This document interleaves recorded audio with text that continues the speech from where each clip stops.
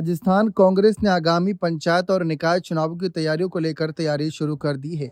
मुख्यमंत्री अशोक गहलोत के आवास पर प्रभारी सुखजिंदर सिंह रंधावा और पीसीसी चीफ गोविंद सिंह डोटासरा के साथ लंबा मंथन हुआ।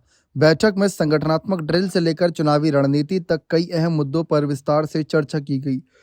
पंचायत और निकाय चुनाव में पार्टी किस आधार पर मैदान में उतरेगी, टिकट वितरण का फॉर्मूला क्या होगा और जिलाध्यक्षों की भूमिका किस तरीके की तय की जाएगी, इन बिंदुओं पर विशेष फोकस रहा।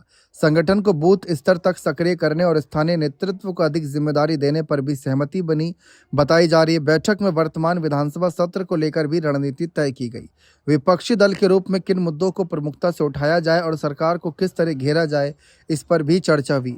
महंगाई, बेरोजगारी, स्थानीय निकाय की स्थिति, वित्तीय स्थिति और ग्रामीण विकास से जुड़े विषयों को और मनरेगा एक्ट में बदलाव सहित कई मुद्दों को चुनावी विमर्श को आधार बनाने पर विचार किया गया।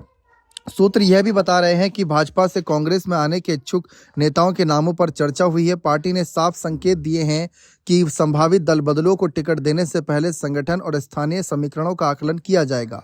कांग्रेस नेतृत्व की कोशिश है कि पंचायत और निकाय चुनाव को सिर्फ स्थानीय चुनाव न रहने दिया जाए, बल्कि इसे व्यापक राजनीतिक संदेश के तौर पर इस्तेमाल किया जाए।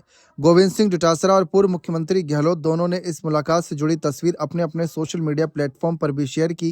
डोटासरा ने तो प्रदेश कांग्रेस प्रभारी रंधावा के साथ गहलोत और से मुलाकात को शिष्टाचार भेंट बताया, तो वहीं गहलोत ने तस्वीर के साथ लिखा कि आज जयपुर आवास पर प्रदेश कांग्रेस प्रभारी रंधावा और डोटासरा से मुलाकात की। गहलोत आवास पर हुई इस रणनीतिक बैठक को पंचायत और निकाय चुनाव की दिशा में बड़ा कदम माना जा रहा है।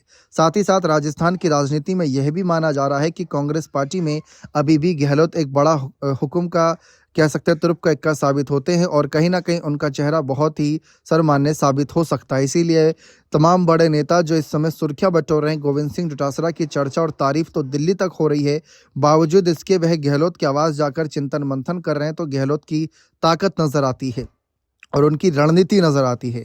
ऐसे में 2028 के चुनाव से पहले सचिन पायलट जो राजस्थान के सीएम चेहरा बनना चाहते हैं, भले ही इस सवाल से इनकार करें, लेकिन कहीं ना कहीं उनके समर्थकों की यही इच्छा है।